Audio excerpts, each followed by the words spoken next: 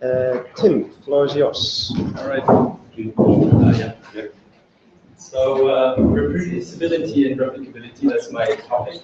We already heard these terms a few times during the last 2 days. And these are concepts that apply, we like to apply them to the work of others, so we can say, I cannot reproduce your work, I blame you and you should work better. But unfortunately, it also applies to our own work. And so like, it can happen that I cannot replicate my own work, or someone else cannot replicate my work. So it's something that kind of should involve everyone in this group, even if it's just for its future self. Unfortunately, the topic of full replicability is quite complex. And there are some solutions, technical solutions, but they're sometimes a little bit over engineered in my opinion. But there are some low-hanging fruits, fortunately. And one of these low-hanging fruits is a tool that I want to show you today, which is called Jupyter.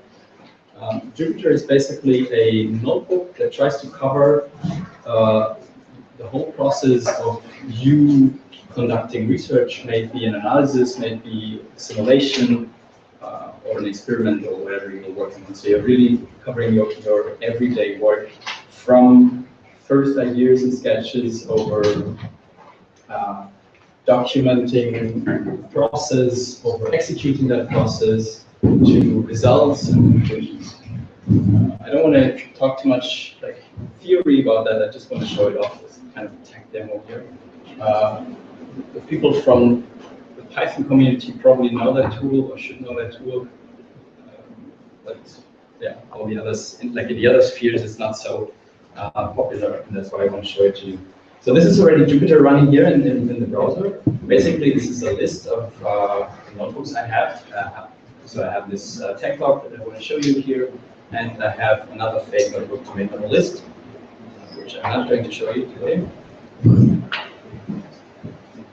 And basically, this is already the notebook. So this is everything I want to show you today. And you can see I can add text here. I can add equations. So the text is, I can have like standard formatting of the text is based on Markdown. The formatting of the equations is based on LaTeX. Quite straightforward, I would say. I can add pictures, as you see here. I can add videos if you want, and like lots of stuff that you want to add. But especially you can also add code, as you see here, and I can edit that code, obviously. But the important part is I can also execute that code. So I can just press button and then it executes. Is that visible to everyone? Is it big enough? Yeah. Okay. So and you see, I not only have the code in this notebook, but I also have the results. So I have the input, output, and I can re-execute as often as I want. I can just go back and like, re-execute it. No problem. Still the same result. Replicate. Yeah, that's replicate. And that not only works for as just one simple expression, but it also works. I can also define variables that I later on then access. I can also define functions and access them later on. Again, very straightforward. This is a full programming language. In fact, this is Python that I'm showing you here. So you have the full functionality of Python inside that notebook, and that's really powerful. But it not only works with Python, that's I will talk about later. Right. And so again, I can store that, I can save it, and it's saved in storage, and I can access it weeks later, months later, and I always come back to these results, and I can always know if I like published 9, and later on I want to know why did I come up with 9. I can see here, I added 4 and 5. If I know 5 was wrong, then probably add 6 here and come up with a new result, and I can update my new results. Okay, this is basically already everything you can do. Even though these examples are quite simple. So I want to show you a short case study just to give you an example of what you could do. Basically, this is an explorative analysis of a data set. In this case, the grid frequency as a time series. And the steps that I'm going to show you here are basically the steps that I would apply if you handed me over a data set like that. These are kind of the standard steps that I probably always do. So these are just some constants. Here I'm importing libraries that I'm using. Here I'm reading in the file itself. I already did that because it's quite a big data set and this computer is a little bit old, so it's not the fastest anymore. Basically, this is 2 years of data, 2012 and 2013, in seconds time resolution. The data set is about 500 megabytes. The first thing I usually would do is just get a statistical overview over the data set. So basically, I have here the count, it's 63 million entries. I have the average, about 50 hertz, that's quite good for average frequency. I have standard deviation, min, max, and some quantiles.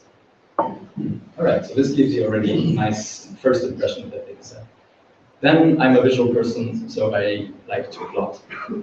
That's basically what I'm doing here. I'm taking the frequency, I'm plotting it until the first hour of the year 2013.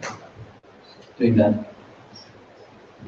And after a little bit of 14, there's the plot. And there's two things I want to note here. One is it's already quite decent plot for the fact that hardly didn't do anything, which is quite nice.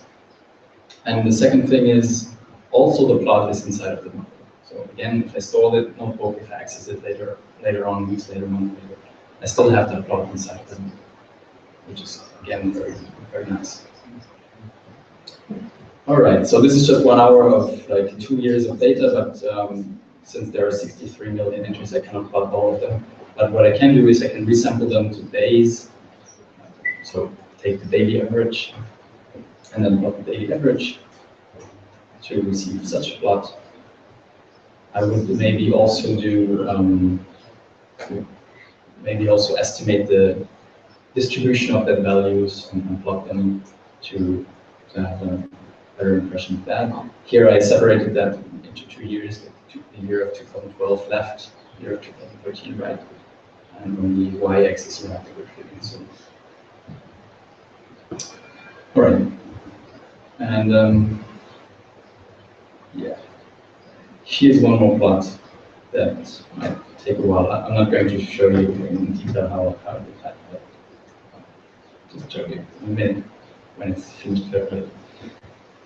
Another thing that I want to talk about is, or another thing that is important for replicability is metadata in general. So who did what, how, when, all these kind of questions. And there's one extension for Jupyter which is quite nice because it already automatically gives you quite some of this metadata, and that extension is called Watermark. And I don't have to do more than executing it, but unfortunately cell above is still calculating, so it might take a moment. But then basically Watermark just gives you all that. It gives you the current time, it gives you some information about the machine that I'm running this on. It gives you the libraries that I'm using with the version numbers, which is again quite important. Yeah. Here. So this is Watermark. What Watermark gives you in standard. You can also add more information by adding parameters here, but this is just what it gives you in standard. And I think this is really the important part. When did you do this, and with which libraries did you do it? All right, and this is the plot from above. Basically, just it's a kind of seasonality plot for frequency data of the year 2013. On the x-axis, you see the current day of the year. On the y-axis, you see the hour of the day, and that way you can see some patterns in the data. And actually, you can see some patterns in the data. But anyway, that's not. Okay, to wrap it up, the notebook. What can you really do with a notebook? So I really think the main use case is it's a notebook for scientists, for the everyday scientist work. Really, I try to cover all my work or do all my work in that notebook because it really allows me to always replicate and go back and see what I did and how I did it. Many people are also using it as interactive course material, which I think is really nice for students because they can, like, in real time during the course, interacting with the material. Some people even add assignments into that notebooks, which is also quite handy. And then you could write papers. Some people are writing books even with this. I haven't done this, but I'm not sure if it's really the best tool for doing this. I guess it depends on what you really want to do. For me, it's not really the main use case. As soon as you have a notebook, you can export it. You can export it to LaTeX, Markdown, PDF. You can make a slideshow if you want.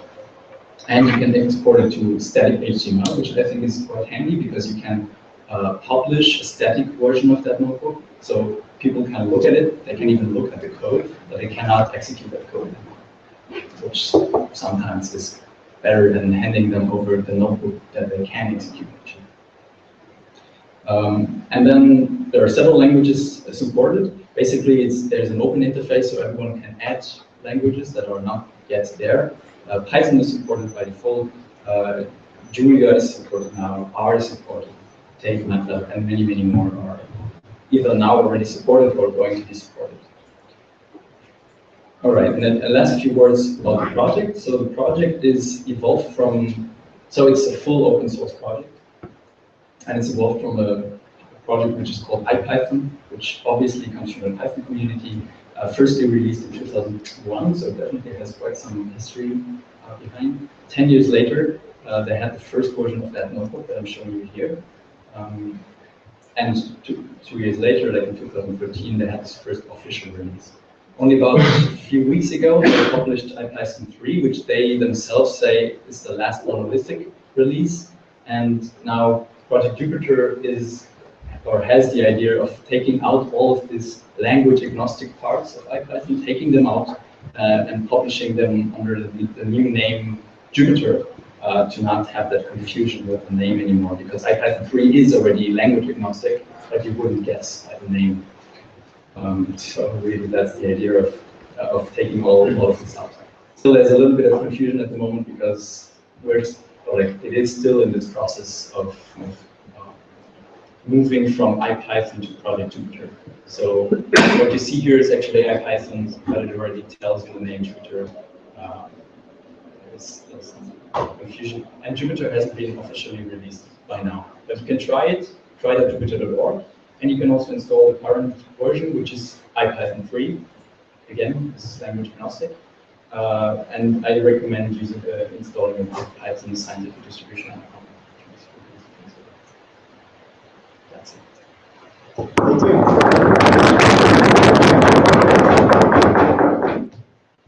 Just a very basic and stupid question. The main point of this is to manipulate data. Yeah, you can use it for, I mean, in the end, it's for quantified, like for numerics. So, yeah. Exactly. Also, was this the tool you were talking about? No, okay. Because you were mentioning the right. Yeah, I just saw it. Can you go back to previous versions of your model code? There is no version control built in, but this whole thing is based on text file. So you can use normal version control like Git. Yeah, like this is really, of course, an example, so really simple, but even daily use, you end up with sometimes bigger code chunks and all that, and you need to have a whole model and talk about replicability in that case. Do you have experience with this software or this application with like some bigger projects where you want to separate the different Python modules, for example? Yeah. Is that possible as well, or is it more for things that you can really put into chunks and then? No. That's basically the file is really long, right? Sure. That's basically what I wanted to say at the beginning. This is only this covers only a fraction of replicability. This doesn't solve all your problems, and suddenly you're fully replicable. You can import all the libraries here. So basically, like the way I and we work is we have our libraries and we're importing them here. We're not having the code really in this notebooks. So you can use it for bigger, or middle. You can even, if you want, you can even import other notebooks. I guess that's a bit confusing, but it's. And it still works well in the sense that it's synergy work and they get bigger. Yeah, that's your experience, right? Yeah. This is a sort of related question. Can you execute your notebook as with a Python command also? Like if you write your kind of script there, can you then execute it as a regular Python file? From the command line? Something like that. Or import it into another, as a Python module. I've seen this. You can import it. Okay. I don't know if I would recommend it, but it's somehow useful. I don't know if you can run it from the command line. But I'm also not sure if that's really the use. I would rather do it the opposite. I would write the script, have it in version control in the library or something, and then access it from the notebook. So I think. Which we found when reports of that. So that's one use case for it. If you want to compile like a new data set, you want to compile a report. Thank you very much.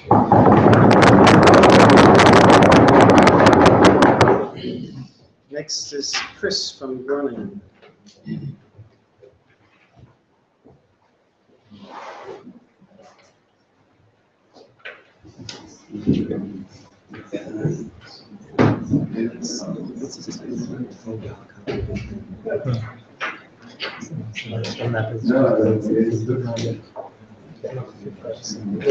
Full screen. Should be Control L. Oh yeah, we had this issue yesterday. Yeah, okay. Okay, you see from the wiki, I have a very long formal title, so I'll just call this Open Electricity Data, just to keep things short. Basically, I'm talking about a lot of the stuff I've done during my PhD, also my postdoc, and things I still want to continue now. First off, who am I?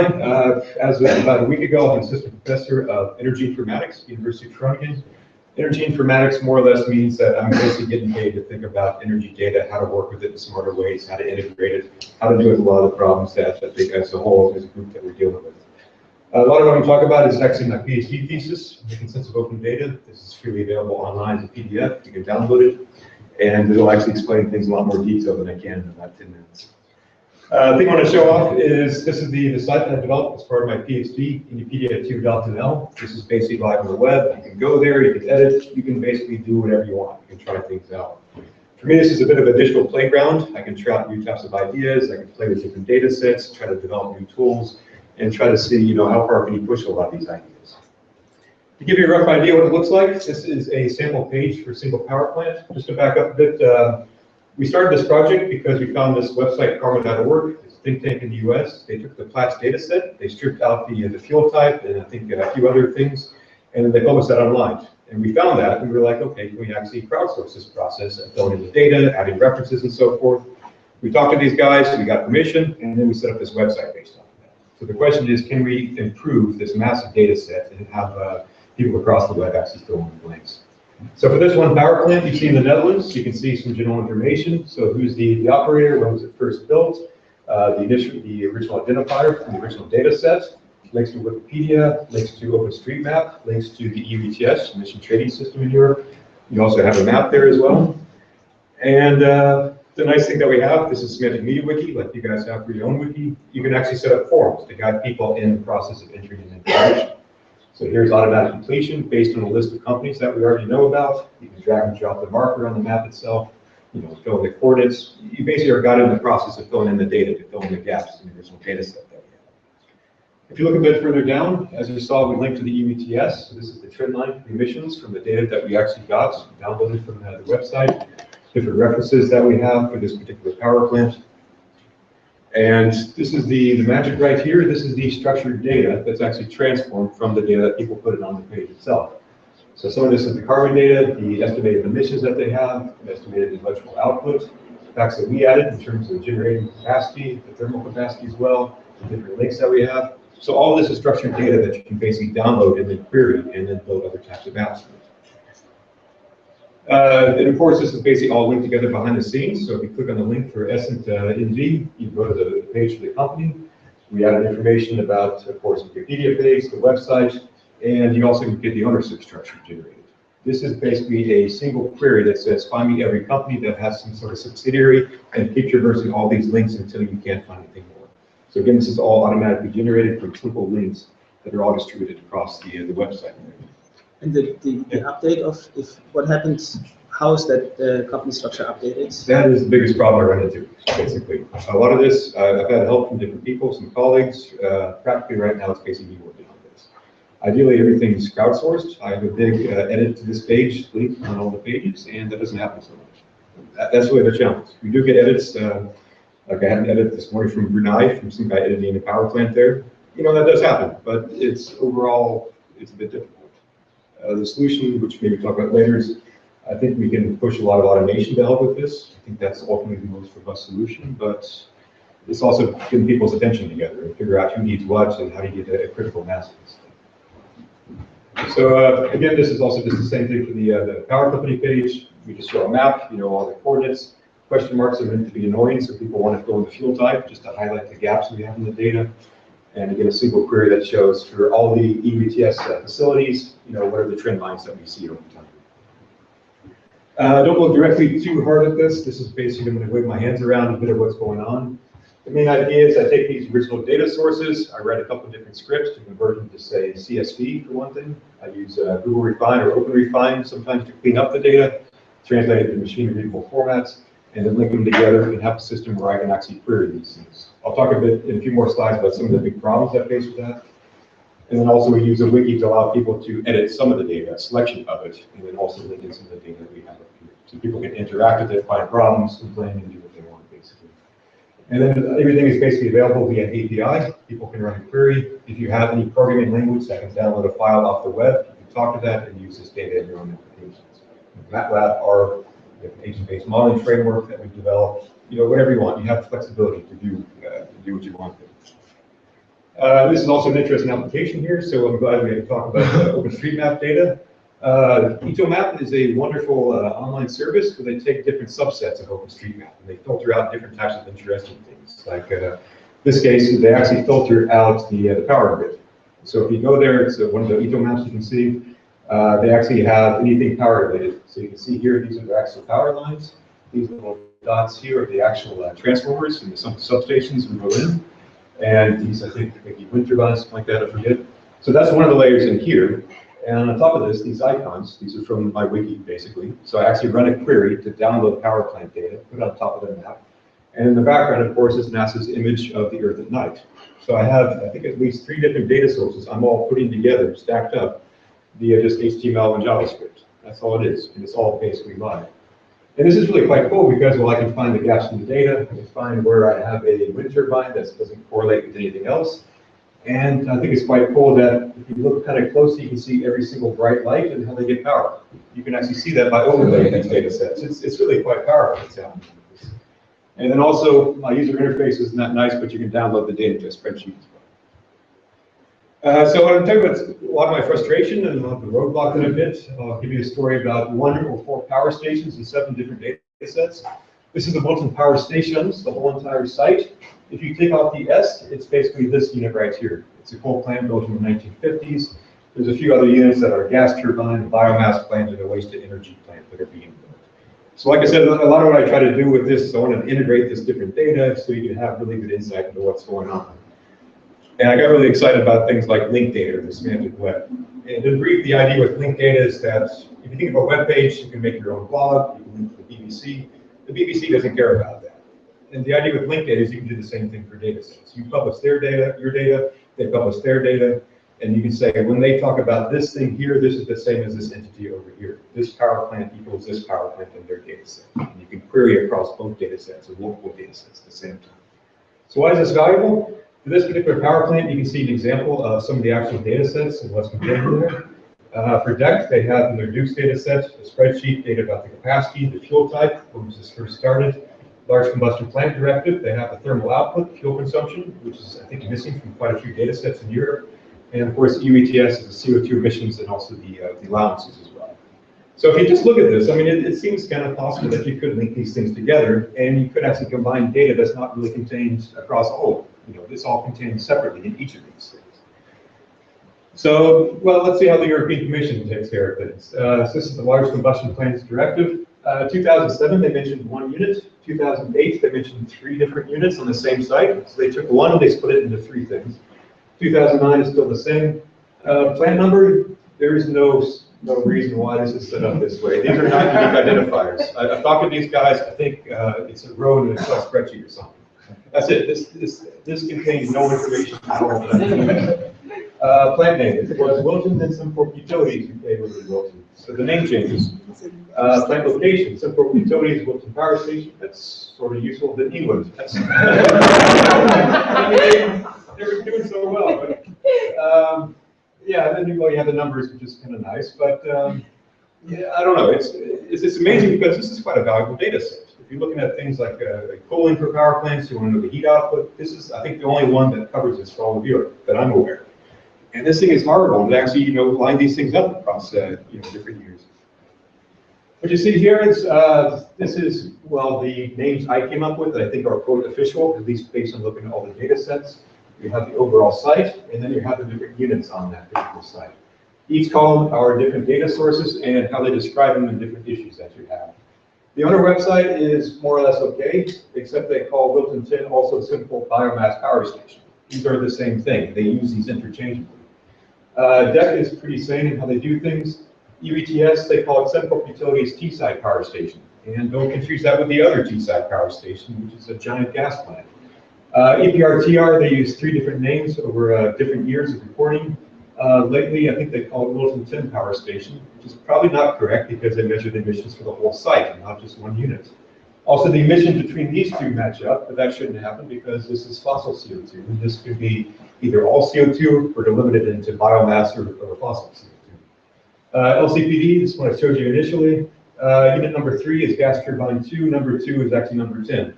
You have to actually look at the numbers for the actual fuel, the input to figure out what's going on.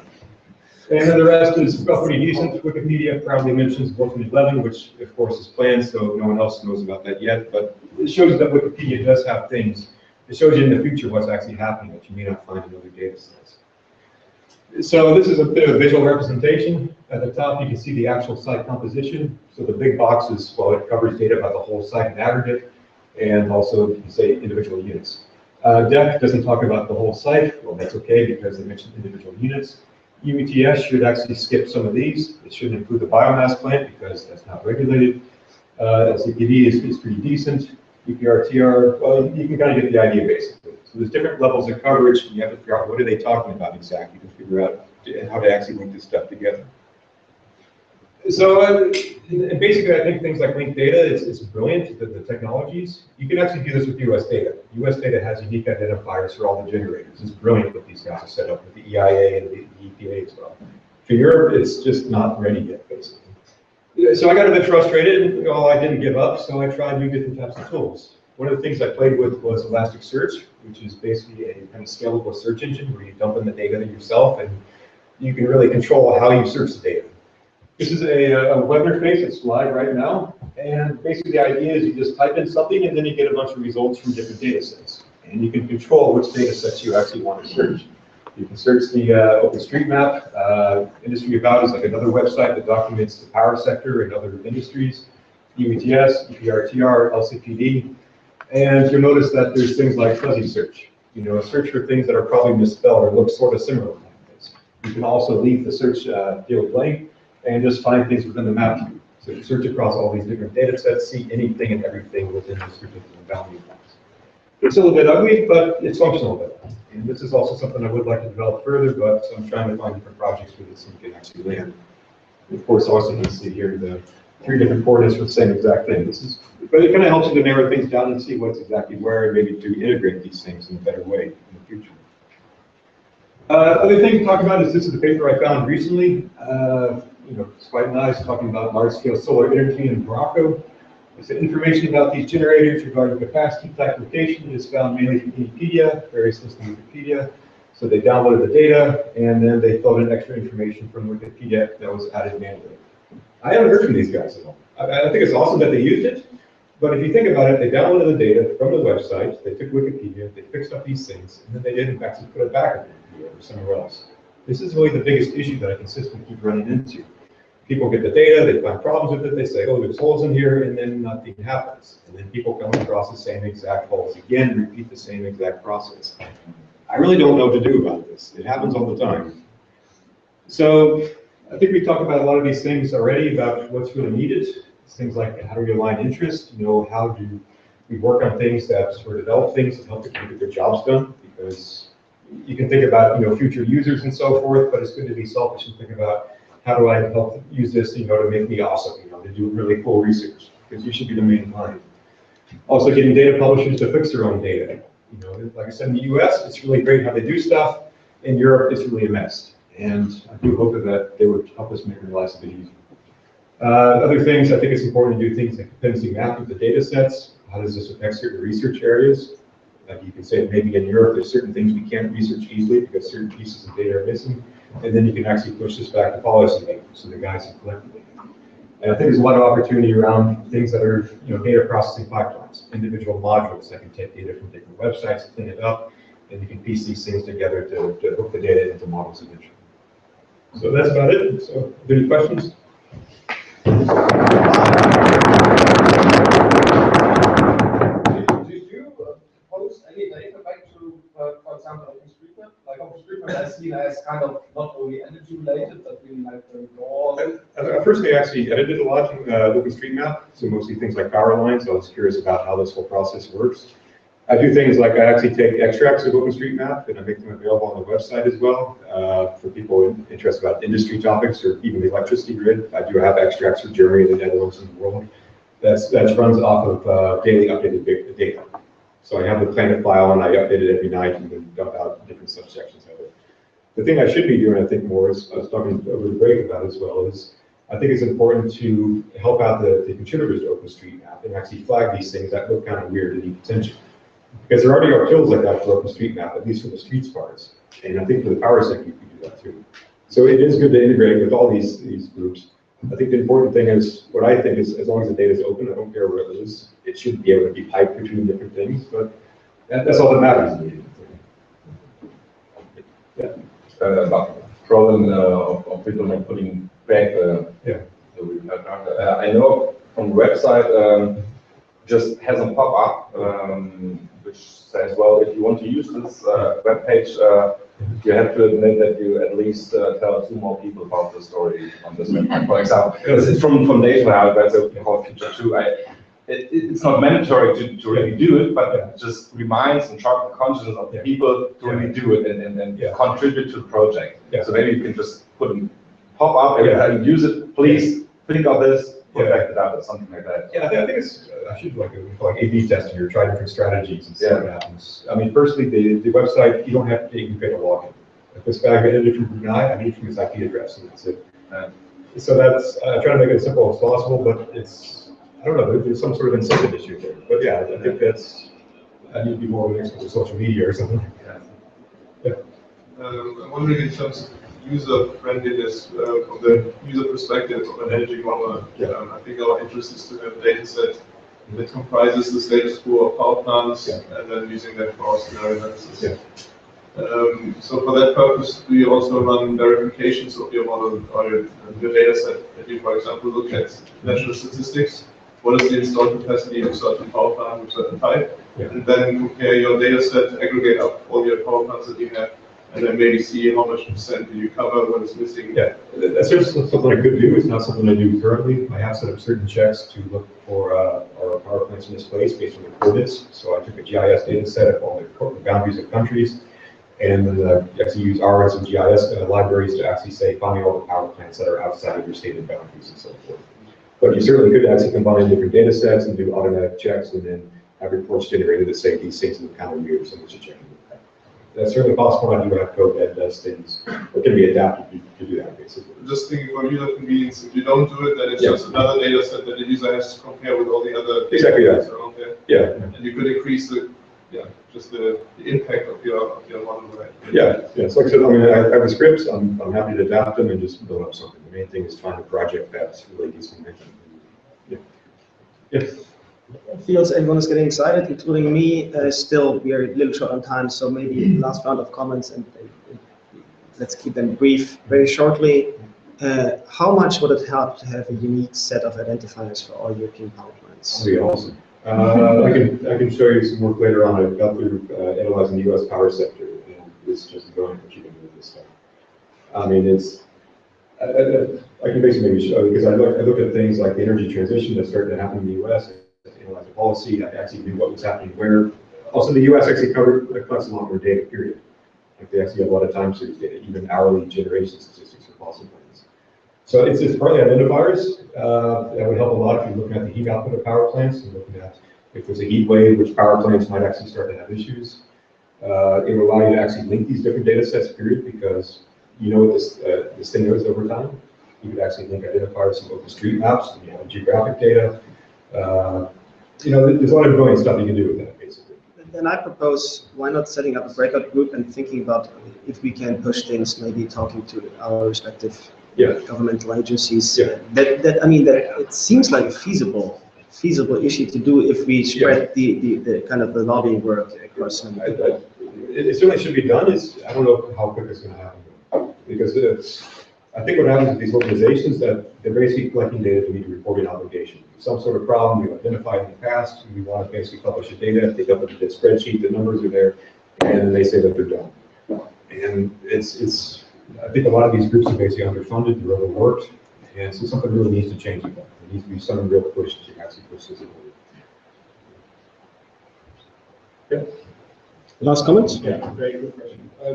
You say that you got the power plant information from flats. It's a subset of that. So if you go to carbon.org, you can see the original data set that I actually used. So they had an agreement with flats, they stripped out the fuel type, and then I forget what else was it. But it's like a couple of different things that are actually quite useful that stay out.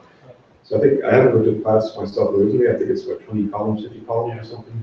This is like maybe 6 columns or so, and they have their own estimates in terms of the generation and CO2 emissions.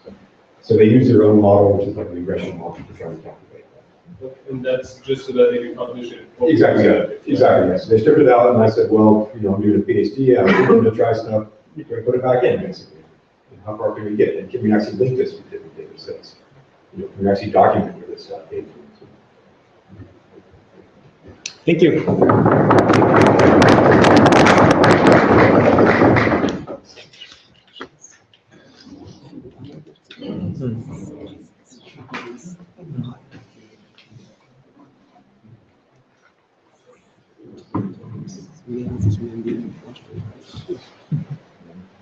Okay, I will make it really short. I don't think I even need 10 minutes, so maybe we can wrap up. That's what they all claim. No, because actually I was just introduced to this tool a couple of weeks ago, and I found it really neat. And in the end, it's really self-explanatory. So if you and I didn't develop that, of course.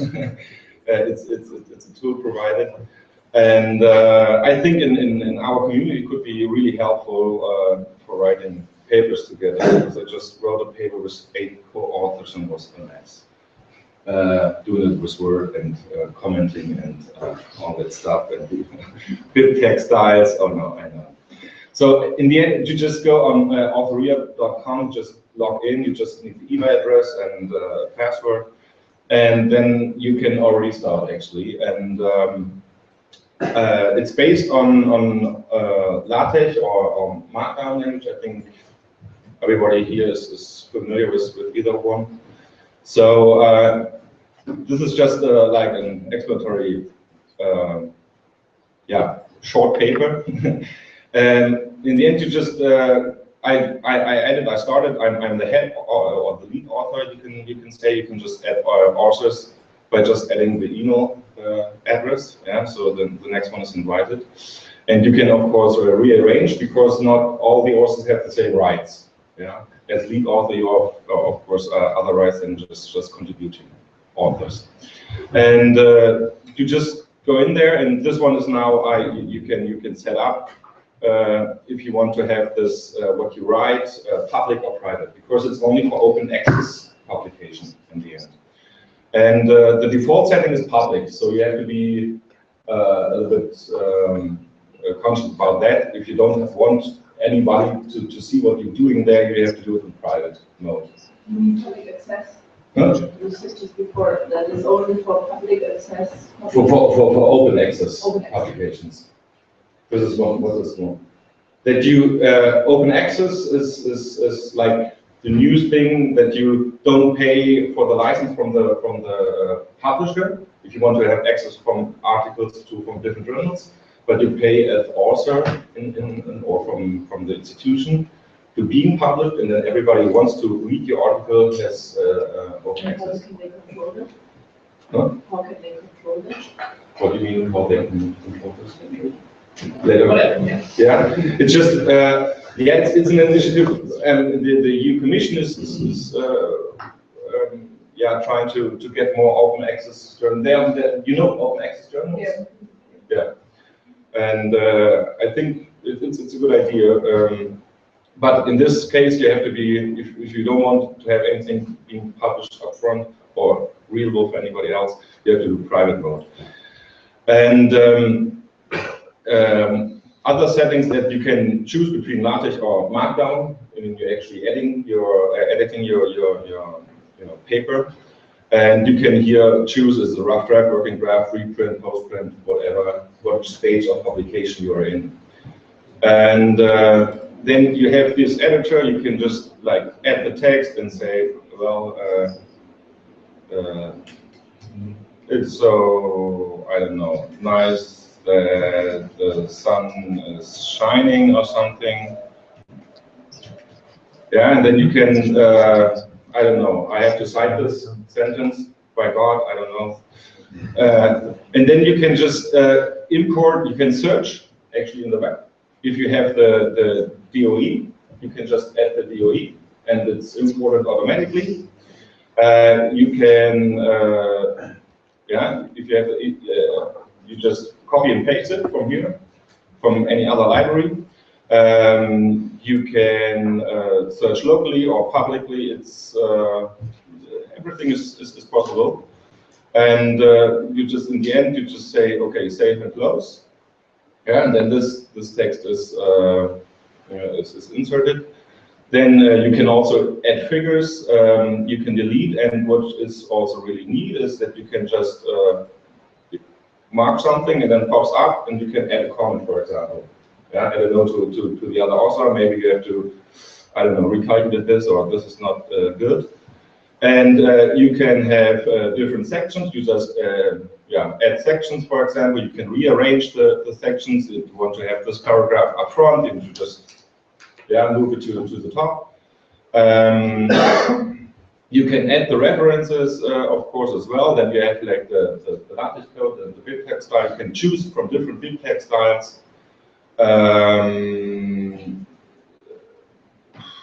Everything actually that you just need for writing a paper, and you can write on it at the same time. Yeah, everybody can be logged in. You have the overview of the different comments, which every author is adding. And in the end, if you're done, you just go on export. You can choose between PDF, Word, LaTeX, zip file, doesn't matter.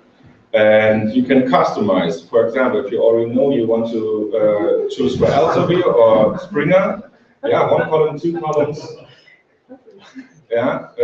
review, and then it's already ready-made, edited, layouted for the journal you want to publish in. And you just send it to the journal. And does it also include the peer review process? Or?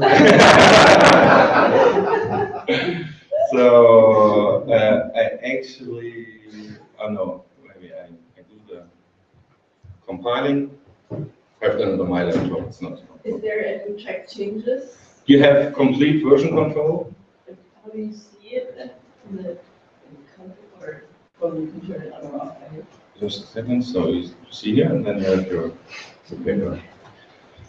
And do you have to be online while you're kind of working on your paper?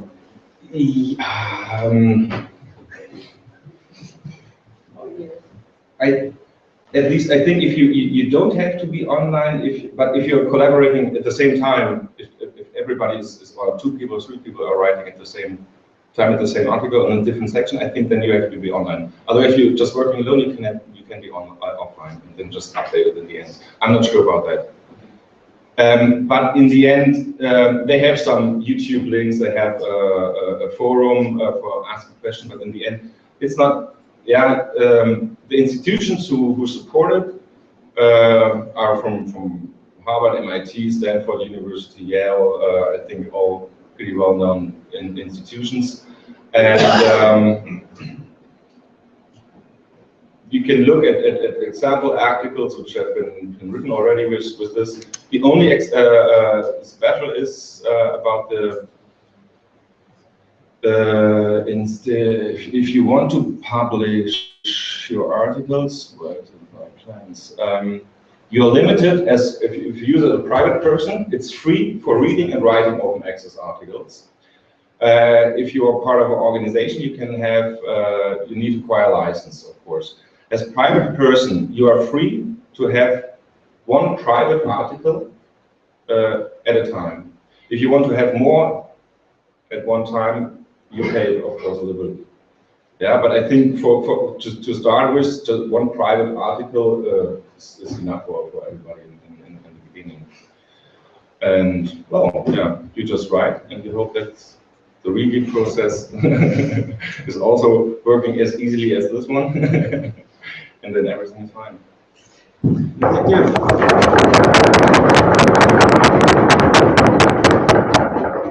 Was it 10 minutes? No. Brief round of comments. I just saw that you can link to Zotero and etc. At some point you were trying to reference, and yeah, with Zotero right now.